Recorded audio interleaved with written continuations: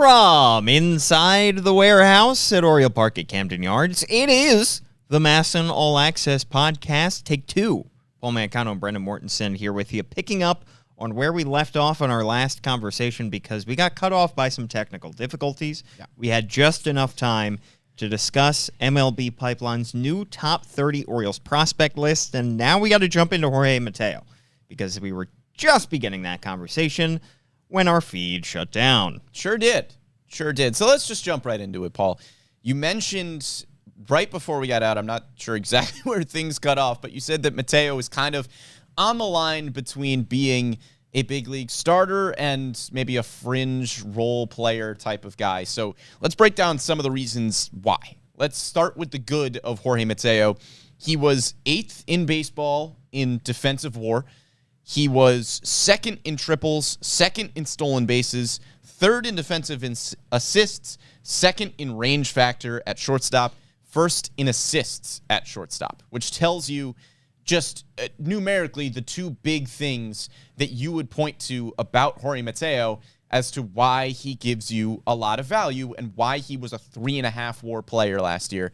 That's because he is elite defensively at shortstop. He won the Fielding Bible Award. You could make a solid case that he should have been, at the very least, a Gold Glove finalist at shortstop. And he has elite speed. He led the American League in stolen bases last year, was 2nd in all of baseball. With the larger bases this year, if Jorge Mateo plays 150 games again, he could probably steal 40 bases this year, and I don't think that would be unrealistic. However, there is the flip side of Jorge Mateo as well.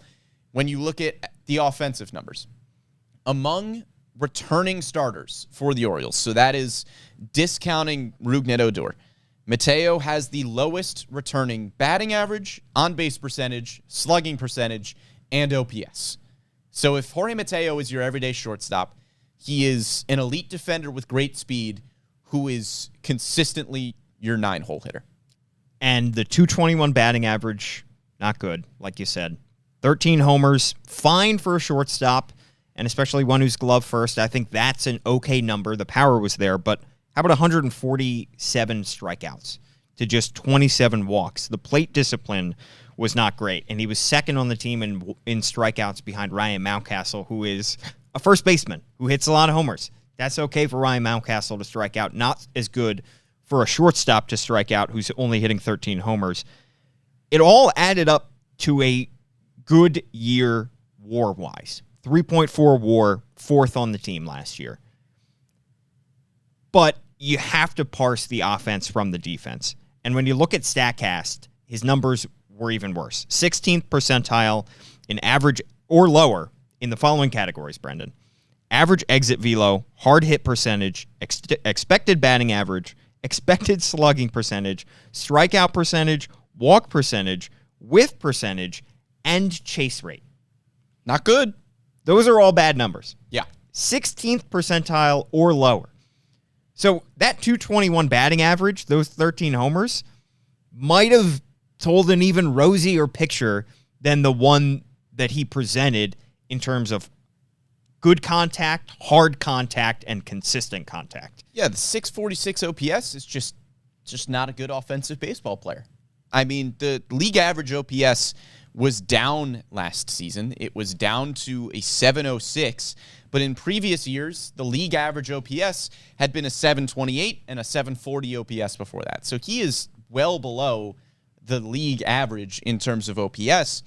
And if you want to say, well, he's an elite defensive player and he doesn't have to be great offensively, he can just be average or even slightly below average, I would point to Ramon Urias, who's right next to him on the left side of the infield. Ramon Urias won a Gold Glove at third base, had the best defensive metrics at third base in all of baseball, but he still hit 250 with a 720 OPS. But here's the thing. If we're going by WAR, Ramon Urias had less WAR last year than Jorge Mateo. Jorge Mateo was a more valuable player than Ramon Urias last season, according to Baseball Reference. So that shows you the dichotomy there, because if you're adding it up and you're getting a complete picture, Jorge Mateo was right below him. Okay, so well, they were right about the same. So what were their total WARs? Mateo was at a 3.4. Urias was at a 3.6. So right about the same. So right about the same level of player. Right. So that goes to show, because Urias, yes, he was playing Gold Glove defense at third base. Shortstop is a more demanding position than third base. Right.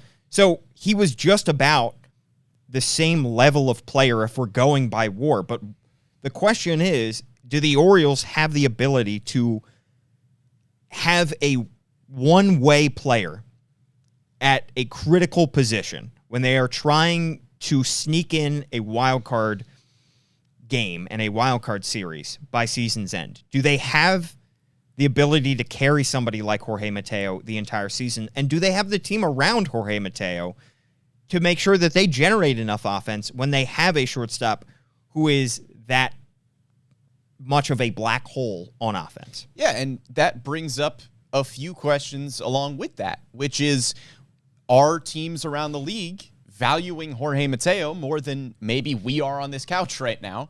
Would they see him as an everyday shortstop on a team that's trying to make a playoff push? And, of course, when you are looking at the AAA level right now, you have Jordan Westburg, you have Joey Ortiz, and we mentioned, of course, below him as well, you have Jackson Holliday. Are there better options within the organization than Jorge Mateo right now? Jordan Westburg and Joey Ortiz, we haven't seen what they could do at the big league level yet, but we talked a lot about Ramon Urias. Would it make more sense for the Orioles to just have Ramon Urias as your everyday third baseman with Gunnar Henderson as your everyday shortstop instead of Jorge Mateo? So there are a lot of options internally as well, where it seems kind of crazy to talk about as we are discussing the guy who had the fourth highest WAR on the team last year.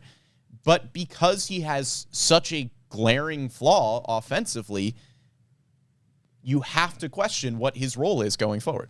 So in the short term, you do have to ask the question of whether now is the time to rip off that Band-Aid, whether it be trade or however you want to make that change. Is Jordan Westburg, is Joey Ortiz, is the combination of the prospects that you have good enough to fill in right now at the big league level? And I think it starts with Jordan Westburg. Is Jordan Westburg ready? Last podcast, we talked about whether he would make the opening day roster, when he would make his debut. We both said probably not going to make this opening day roster unless a trade happens, unless somebody goes down with injury. But he did enough last year to earn a theoretical opening day roster spot. 91 games at the AAA level last year with an 869 OPS. I look at other teams that have ripped off the Band-Aid on a prospect that early and given them everyday starts right away at a premium position like shortstop. And the example I'll use is the 2022 Phillies, who had Bryson Stott as one of the top prospects in all of baseball, was a top 100, I believe, top 50 prospect. They ripped off the Band-Aid and they made him their everyday shortstop on opening day. He hit 123 through the first 2 months of the season.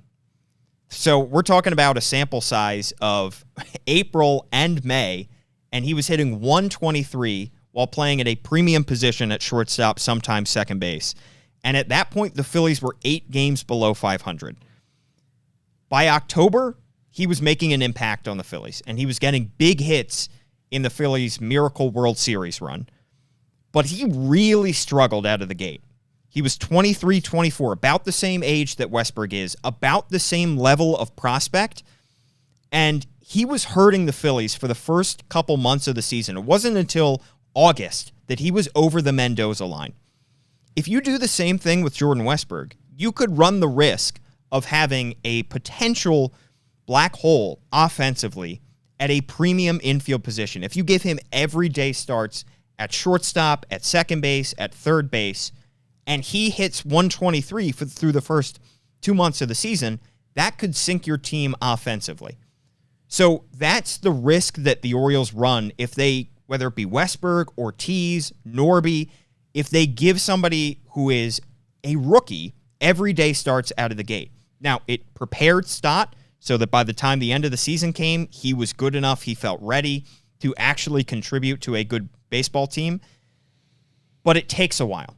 And do the Orioles have enough time for a rookie like Jordan Westburg or Joey Ortiz or Connor Norby to take his lumps early in the season when they need to be winning as many games as possible to even be in the wild card discussion come late September. I think that depends on how you would define taking their lumps early on, because we're talking about Jordan Westburg potentially being a Jorge Mateo replacement. And I think we are both in agreement that Westburg would not give you the same value defensively that Jorge Mateo does right now. It would be pretty much impossible for somebody to do that at this point, to instantly come up and become a top 5 defensive shortstop in the game. I mean, maybe Joey Ortiz has that kind of potential, but he certainly doesn't have the speed. But when you're talking about Jordan Westburg potentially taking his lumps at the plate, Jorge Mateo is kind of taking his lumps at the plate all of last year. I mean, he was pretty consistently the worst hitter in this Orioles lineup outside of Rougned Odor. It was his first full season getting everyday reps. It was, we saw growth, we saw progression from Jorge Mateo, but it still wasn't where it needed to be offensively. And I don't know if Jordan Westburg struggles at the big league level, whatever they may be, would even be that much worse than what we are already getting from Jorge Mateo at the plate. And of course, he's giving you a ton of value other places, but offensively, it might be kind of a wash. We've seen rookie shortstops, though, especially in the Orioles recently. I look at Richie Martin when he came over as a Rule 5 draft pick. He had a worse season offensively in his rookie season, 2019, than Jorge Mateo did last year. I mean, It is possible to hit worse than he could have a 550 OPS, Westburg could, or any rookie could coming up. I mean, Jorge Mateo, yes, he struggled, and those numbers are not great, but it is possible to be worse. I mean, and especially if he's not going to give you nearly close to what the glove is for Mateo. And like you said, I don't think that's possible that really anybody could. Maybe, Jordan or Joey Ortiz maybe could give you, 1 WAR defense, 2 WAR defensively with the glove alone, but that's still a step down from what Jorge Mateo gave you, and you're not having the speed there. So it can get worse than Jorge Mateo. That's my point. Absolutely. And again, Jordan Westburg is not Abby Butchman. He is not Gunnar Henderson. This is not a slam dunk number 1 prospect in all of baseball. It's still a top 100 prospect. Jordan Westburg comes in the new MLB pipeline top 100 at number 74. You mentioned the Bryson Stott example. I think he was in the 80s a few years ago. So a similar type of prospect there.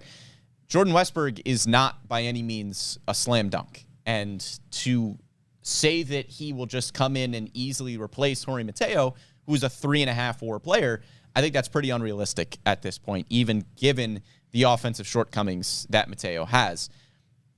There's 3 different ways that you can go with Mateo, really. It's he stays and he starts, he stays and he gets moved to the bench, or you trade him, or you move him for somebody. If he stays and starts, again, he has a lot of team control. He's entering his age 28 season. He's not going to be too expensive. Maybe he continues to progress as he gets more everyday reps, but then there's the downside as well, where if he's starting, maybe he's taking playing time away from Ramon Urias or Jordan Westburg or Joey Ortiz, and maybe the offensive struggles continue. It's 2 sides of the coin, really, any way you look at it. Yeah, and if you start him every day, you're hoping that he gets a little bit better, obviously, on offense. You have some longer-term concerns, but I think in the short term, it is your best option right now to start him. Unless a trade materializes over the next coming weeks, he gives you so much value defensively. And when you're talking about some of these rookies that could come up and try to take his spot, you may not be asking, if everybody stays healthy, you may not be asking Jordan Westburg and Joey Ortiz and Connor Norby to play every day. You can field a team and an infield with Adam Frazier at second base, Gunnar Henderson at shortstop, and Ramon Urias at third base, with Taran Vavra as your backup second baseman / outfielder / first baseman, and Jordan Westburg being your 5th infielder. So you may not be asking Westburg to play every single day. You may not be asking him to carry your lineup by any stretch. You may just be asking him to get his feet wet in the big leagues and just saying, Ramon Urias, you played great Gold Glove caliber third base last year. Gunnar Henderson, we believe that you can be an everyday shortstop. we're going to give you that opportunity this year. And Adam Frazier is certainly a proven second baseman with Terrin Vavra as a nice backup option. So somebody like Jordan Westburg or Joey Ortiz having a rough rookie season might not impact the team that much because they may not be asked to play every day. If an injury happens and one of these guys goes down, though, that changes the conversation. And it's very possible that somebody goes down for an extended amount of time, and because you don't have Jorge Mateo, you're asking Westburg, Ortiz, Norby to fill in and to be good enough to not sink your lineup every day.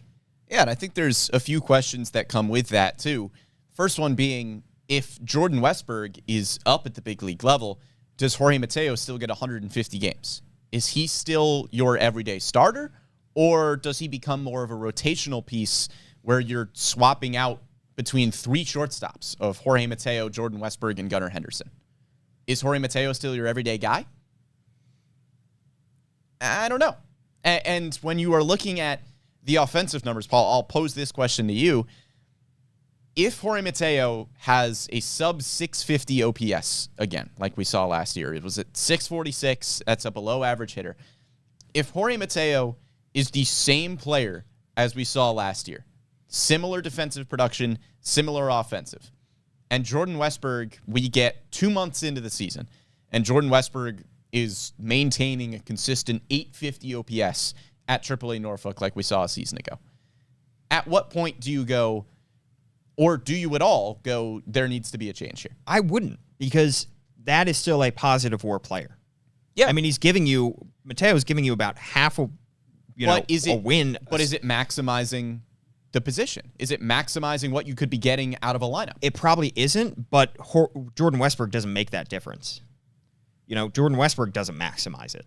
Sure. So maybe the combination of Gunnar Henderson at short and Urias at third and Frazier at second maximizes it. I think you have to wait and see. It's more than just Mateo, right? You have to see what the team looks like around him. You have to look at the best lineup combinations. We won't know, and Brandon Hyde doesn't know now what the best defensive alignment is for this team right now. With the shift, with the bigger bases, with the pickoff rules, he doesn't know. It's impossible to know right now. And especially, we only have a month sample size of Gunnar Henderson even at the big leagues. I mean, we think he can play everyday shortstop. We think he can play everyday third base. We think he's not going to strike out too much. But we have to get a bigger sample size for all these guys. We haven't seen Adam Frazier really in an Orioles uniform at all.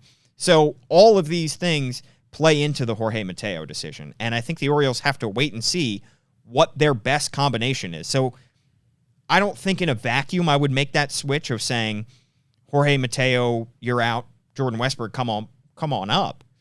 I think you have to look at the team around them and say, what is our best configuration of infielders that helps us win on a nightly basis? Yeah, and if I had to guess what could be happening by the middle of the season, if Jorge Mateo continues to struggle a little bit at the plate with the discipline, not walking much, not really getting on base, I think we could kind of just see a mix and match. I don't know if anybody is really going to be an everyday starter at shortstop.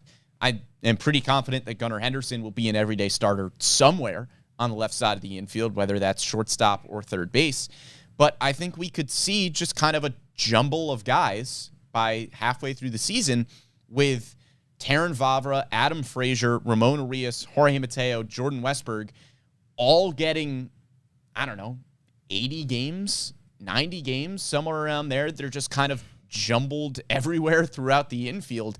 I think it could be very matchup based. I think it would be valuable for Brandon Hyde to just have all of those options, but I don't know if Jorge Mateo is going to play 150 games again. Yeah, I think it's going to be a tough ask to ask somebody who struggled that much offensively to be at such a premium position on a team that has higher expectations than the team did last year.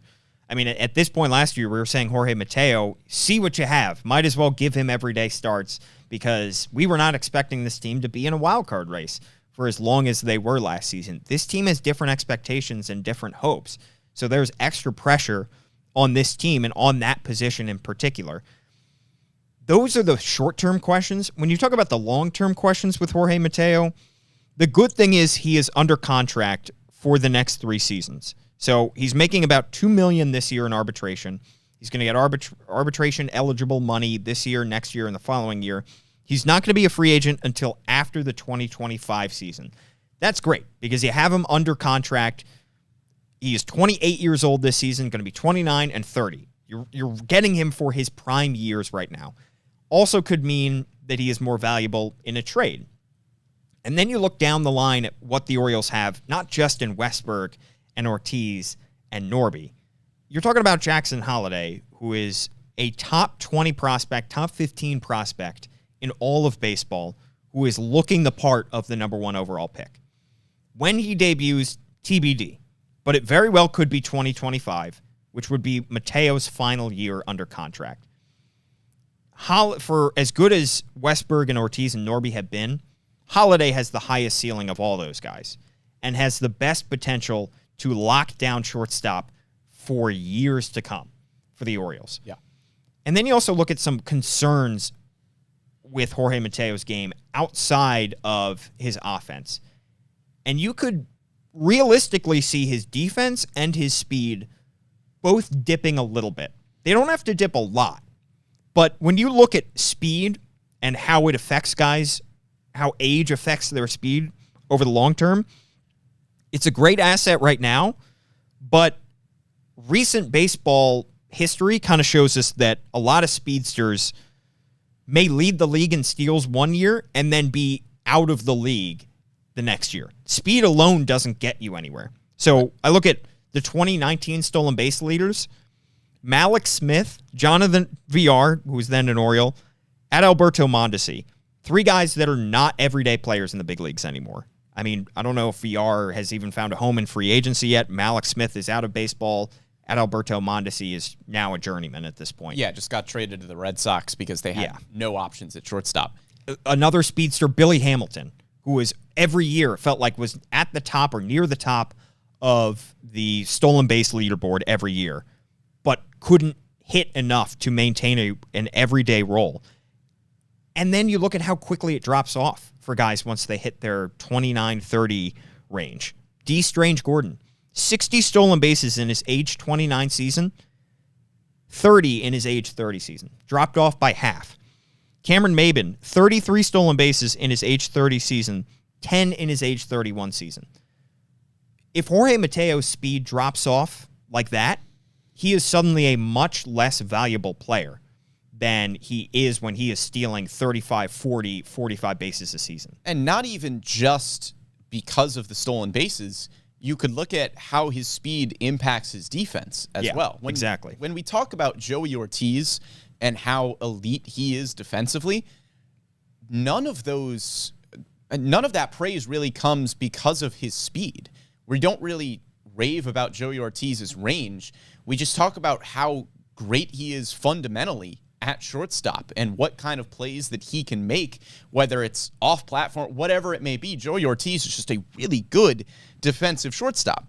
Not that Jorge Mateo is not, but a lot of his value defensively still comes from his speed and his athleticism. As I mentioned before, he was second in all of baseball in range factor at shortstop. He was 5th in errors in all of baseball. It's a lot of errors. It is. And part of that is because he was able to get to some baseballs that he just flat out had no business getting to. But a lot of the great plays that we saw from Jorge Mateo were, again, just like fly balls that he shouldn't have been able to get to in shallow center field and was still able to, or balls in the gap that he was just able to cut off somehow. The speed was able to get him there. And sometimes last year it got better as the year went along, but early on in the season, Jorge Mateo was struggling a little bit with just the easier fundamental plays at shortstop. And you do have to worry a little bit that as that speed falls off over the coming years, as you mentioned, not only is it going to be the stolen bases, but that range factor at shortstop probably won't be there the way that it was this year. And it's not going to happen right away. Right. He's only entering his age 28 season. This is a down-the-line thing. But a few years from now, you would definitely wonder if that's still going to be there. Yeah, and you have to reach first to be able to steal second. I mean, that's an old adage. Yes, that speed helps you beat out some ground balls, but his offensive numbers may be even worse when the speed starts to dissipate because he won't be able to beat out as many ground balls. And the speed only helps you if you're able to reach first base, which he didn't do a whole lot of last year. OBP under 300 and struck out 127 times. That doesn't help you. You have to put the ball in play to be able to beat out a lot of those ground balls. You have to walk more than 27 times. So those are the areas of the game that concern me long term.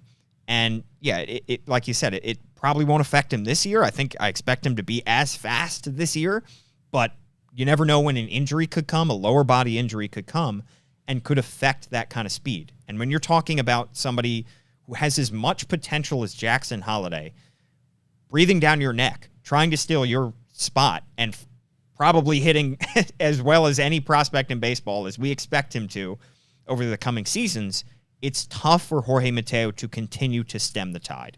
Yeah, and again, even outside of Jackson Holliday, you have Jordan Westburg and Joey Ortiz, both at AAA Norfolk. You have Kobe Mayo, who is at AA Bowie right now. Not going to play shortstop, right? But if Kobe Mayo continues to progress as a third baseman, he could be at third base, which could bump Gunnar Henderson to shortstop every day. There are just so many prospects right now that you could point to and say, hey, they might lock down a middle infield spot in a year or two. Yeah. That's a lot of guys to stave off if you're Jorge Mateo. And Mateo's in a tough spot of he performed well enough last year that you can't take that spot away from him. No. But how well does he have to perform this year to make sure that he maintains his spot? What kind of numbers would you need to see to make sure that he is your starting shortstop for the entirety of the season and maybe even goes into the offseason as your starting shortstop? And how many games does Jordan Westburg need to play at AAA Norfolk before he gets the call to the big leagues? Right. I mean, is Jordan Westburg going to play 200 games in his minor league career at AAA Norfolk? Yeah. Like, is he going to win another minor league player of the year because Jorge Mateo is just a solid defensive shortstop? Like, there's a lot of options there. Yeah. And Mateo is, I think, going to need to improve. Yes. I mean, this is the question I posed to you before with the offensive numbers.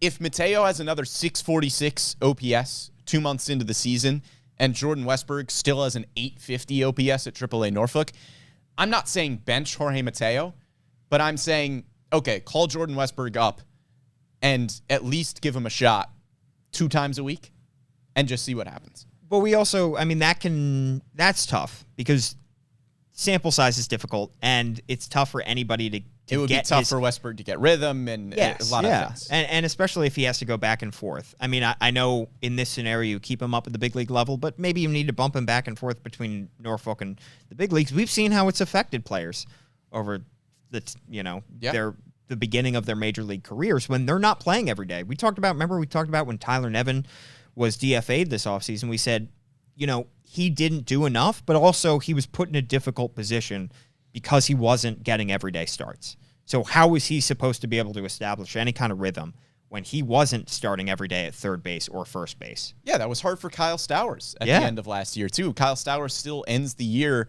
with a pretty solid OPS because he gets into September and the Orioles are, they're letting the kids play, so Kyle Stowers gets some more ABs. But when Kyle Stowers was really sporadic, I mean, that's just really hard to get rhythm. He was still at the big league level, but just wasn't playing a lot. So there are a lot of scenarios here where there is just a really big logjam at the big league level, which, of course, begs the question, do you relieve that logjam a little bit by moving Jorge Mateo? Right. Well, Brendan, one of the top teams in the National League just lost their starting shortstop for the entire season. Yeah. Gavin Lux went down with an ACL tear yesterday. He's going to be out for the season. I feel awful for the guy. He was expected to be an everyday shortstop this year, former top prospect.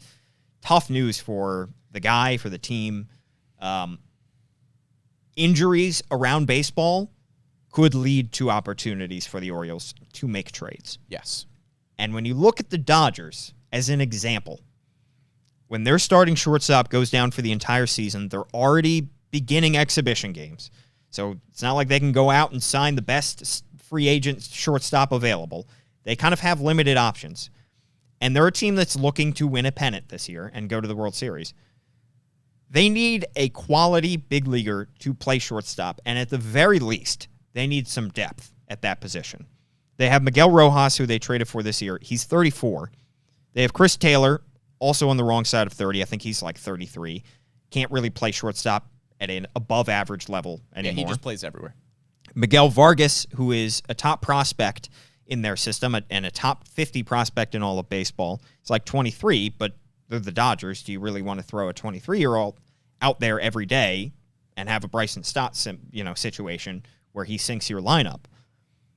Could the Dodgers be a team that comes calling for Jorge Mateo? I don't see why not. I think not even the Dodgers. I mean, I found some other teams around baseball, too, that could come calling for Jorge Mateo. You have the Braves, another team that is hopeful to win a pennant. They're starting 22-year-old Vaughn Grissom at shortstop this year. He got the call at the end of last season. Are they entirely confident that Vaughn Grissom is ready to go and take over that spot? The Angels, who we know are trying to keep Shohei Ohtani and convince him that he should stay in LA and they can make a playoff push. They are currently starting Luis Rengifo.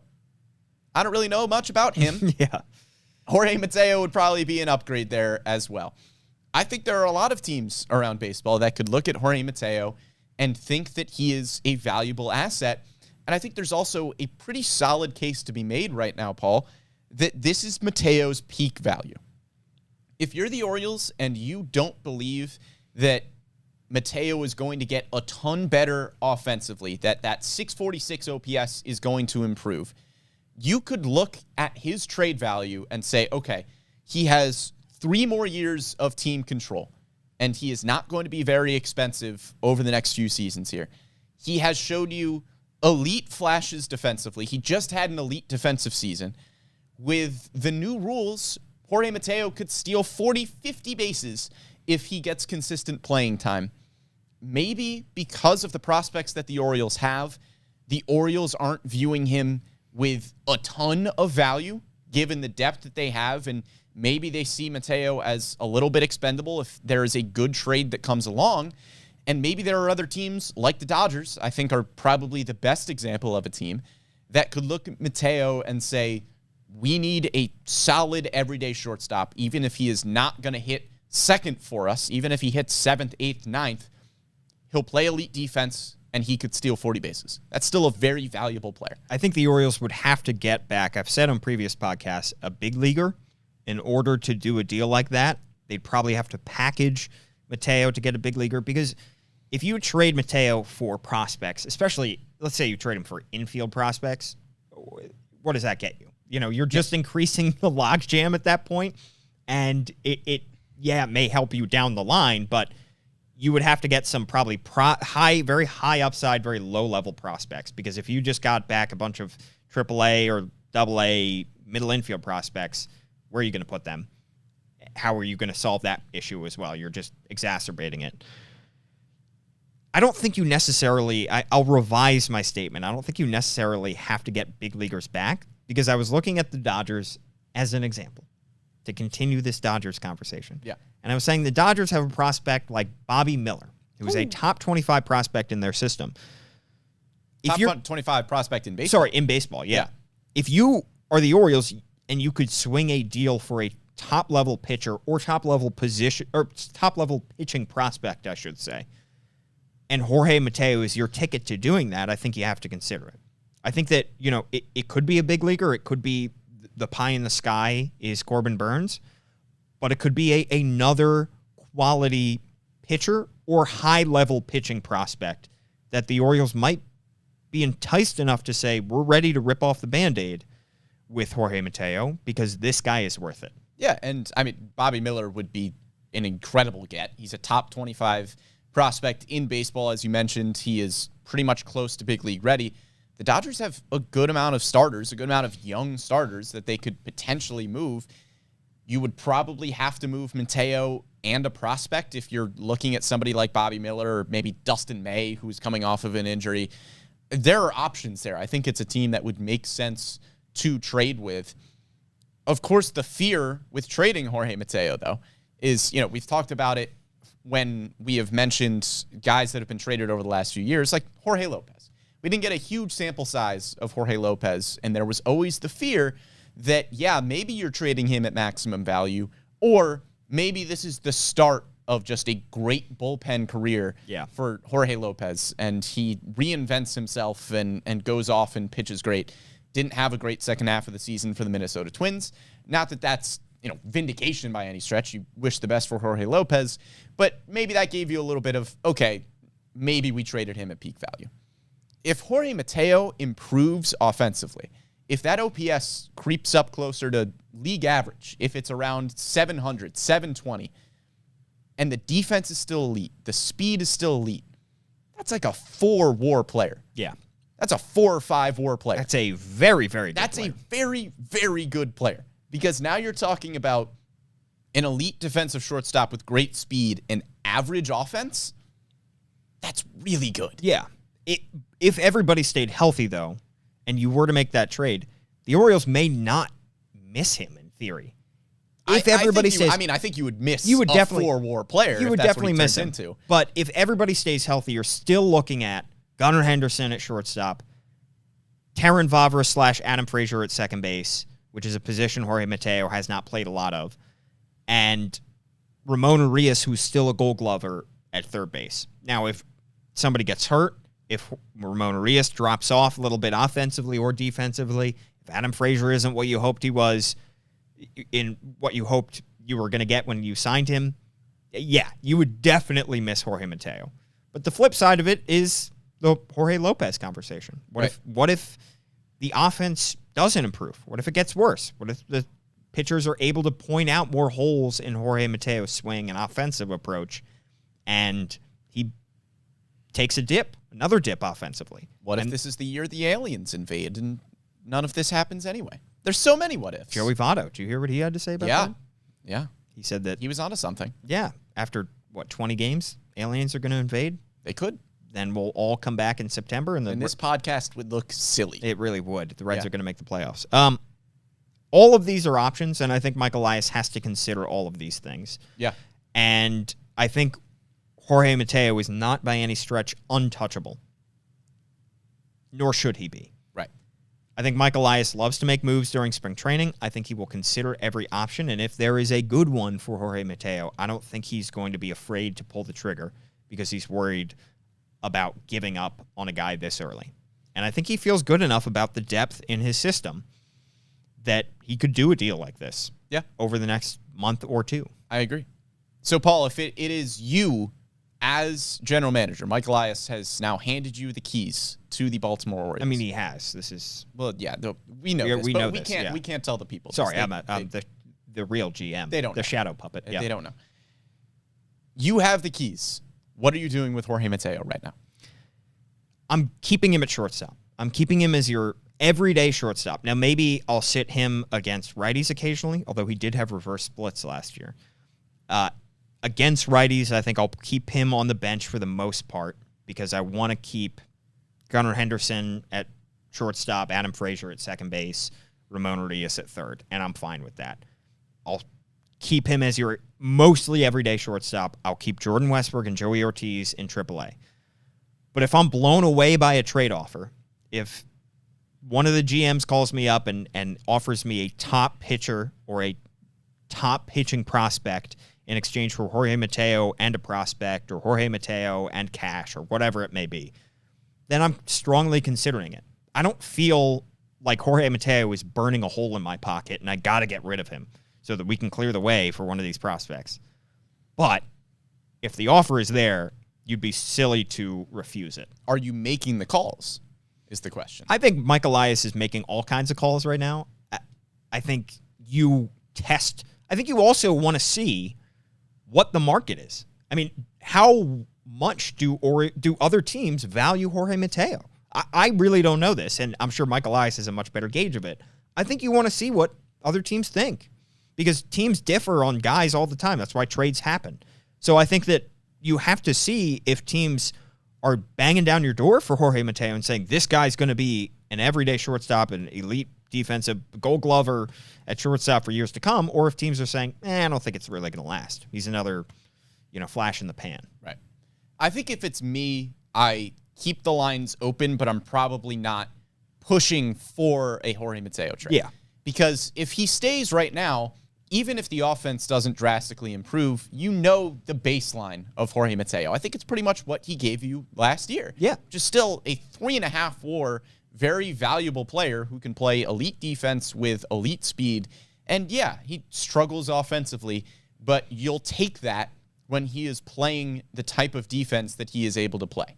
If Jordan Westburg and Joey Ortiz are absolutely mashing by the time the trade deadline comes along and Jorge Mateo is playing around the same level of baseball that he played last year, then sure, maybe at that point you start to make some more calls because you say Westburg and Ortiz need to be up here. Yeah. But realistically, injuries happen, things happen. Westburg and Ortiz could struggle. Mateo could struggle more than we think.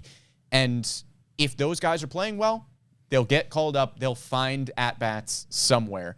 Things always seem to work out. But as we've mentioned on previous podcasts, just because you have depth at a position doesn't mean you should trade from that position. It just gives you more ability to do so if the right trade comes along. So I'm not pushing a Jorge Mateo trade at this point. I'm just keeping my options open. And I'm with you. Like you said, if the right trade is there, I would feel comfortable moving Mateo given the depth that you have, but I'm not pushing to make one happen. No, and I don't think that Elias is either. I think he is right around in our camp. I don't really know, but I can't imagine that he feels like Jorge Mateo needs to go because he spoke as highly about Jorge Mateo last year as just about anybody. You know, he was incredibly complimentary of Jorge Mateo because of where Mateo came from as just a waiver claim. And to grab hold of the shortstop spot last year, I think, speaks a lot to how hard he worked. I think he's going to have to make improvements, serious improvements this year to stem the tide of the Westbergs and Norbys and Ortizes. And I think it starts with cutting down his strikeouts and increasing his walks. Now, if there's any organization that has shown the ability over the last 2-3 years to work on that with a player and get that hammered out, it's the Orioles. He has to strike out less than 147 times, and he has to walk more than 27 times for him to be a more valuable player. Because if those strikeout numbers continue, those walk numbers continue, it's very difficult to keep him in your lineup every day. So he has to get better at that. That OBP has to be higher than 300, probably has to be closer to 350. I'm not saying he needs to hit more than 13 homers. I think 13 homers is just fine. I'm perfectly fine with that. And if maybe a couple homers come at the expense of a few more walks and a few fewer strikeouts, I'd be very okay with that. Yeah. And, you know, one guy that we've talked about a lot in the past, Andrelton Simmons, somebody who has been an elite defensive shortstop. Jorge Mateo, not there exactly, but it gives you a similar kind of value defensively. Andrelton Simmons pretty consistently had an OPS below 750 or even below 700, but the on-base percentage was at least at a 325, around a 330. A 265-ish on-base percentage, like we saw from Jorge Mateo last year, it's not going to cut it. There comes a point when I don't really care how elite your defense is. If you're getting on base at a 265 clip, that's not good enough to stay in the lineup every day. How many homers in a single season? What's the highest home run total for Andrelton Simmons in a single season? 17. He had 3 seasons in double digits. That's totally fine. You don't need that. No. And again, the highest OPS in a single season of Andrelton Simmons' career was a 754. He came in 8th in MVP voting in 2017 with a 752 OPS. It doesn't need to be unbelievable offensive stats. It just needs to be closer to league average. Absolutely. Well, this will be a very important spring for Jorge Mateo for top prospects. We've already seen some great performances from prospects like Westberg. I mean, Terran Vavra is not technically a prospect according to MLB Pipeline, but he's a rookie. He's been phenomenal. Tearing it up, if you will, as I tweeted out, at Paul Mancano, at Brendan Morty. At Brendy Morton? That's me. Brendan Morty? Yeah. There it is. The Twitter handle. Thanks so much, by the way, to Amy Jennings for producing this podcast. And you can catch the podcast live every Wednesday at 11 a.m. And this Friday, we will have a special episode with Steve Molesky, who will be dropping his new top 20 Orioles international prospect list. He's going to discuss all of that and more on Friday's episode. So tune into that as well. For Brennan Mortensen, I'm Paul Mancano. Thanks so much, and we'll catch you next time.